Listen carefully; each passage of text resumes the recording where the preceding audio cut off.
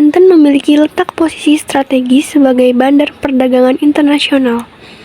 Pada tahun 1619, VOC membangun bandar di Batavia. Terjadi persaingan antara Banten dan Batavia. Oleh karena itu, rakyat Banten sering melakukan serangan-serangan terhadap VOC yang ingin merebut posisi sebagai bandar perdagangan internasional. Latar belakang: adanya blokade dan gangguan yang dilakukan VOC terhadap kapal dagang dari Cina dan Maluku yang menuju Banten. Adanya keinginan VOC untuk memonopoli perdagangan di kawasan pesisir Jawa. Kronologi perlawanan. Mulai pada tahun 1619, VOC sudah berhasil menguasai dan membangun benteng pertahanan di Batavia atau biasa lebih dikenal dengan Jakarta. Pada akhirnya, Banten dan VOC saling bertikai untuk menjadi pusat dagang internasional. Sampai pada tahun 1651, Pangeran Surya naik menjadi pemimpin Kesultanan Banten, atau lebih dikenal Sultan Ageng Tirtayasa. VOC melakukan blokade pelabuhan Banten dengan menyerang kapal-kapal yang hendak berdagang di Banten. VOC mengirim utusan sebanyak 2 kali pada tahun 1655 dengan menawarkan perjanjian tahun 1645 disertai hadiah-hadiah menarik, namun keseluruhannya ditolak oleh Sultan Ageng Tirtayasa.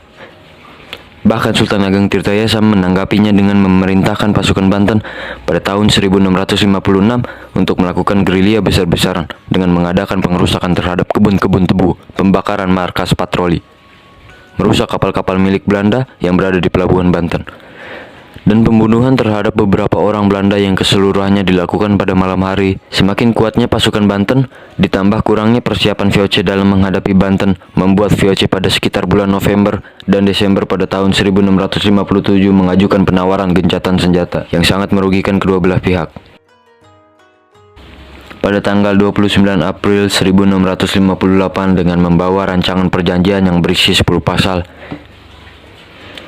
Di antara pasal tersebut, Sultan Ageng Tirtayasa mengajukan 2 pasal perubahan, namun hal tersebut ditolak oleh VOC, sehingga perlawanan dan peperangan kembali terjadi. Penolakan dari VOC tersebut semakin menguatkan keyakinan Sultan Ageng Tirtayasa bahwa tidak akan ada kesesuaian pendapat antara Kesultanan Banten dan VOC, sehingga jalan satu-satunya adalah berperang.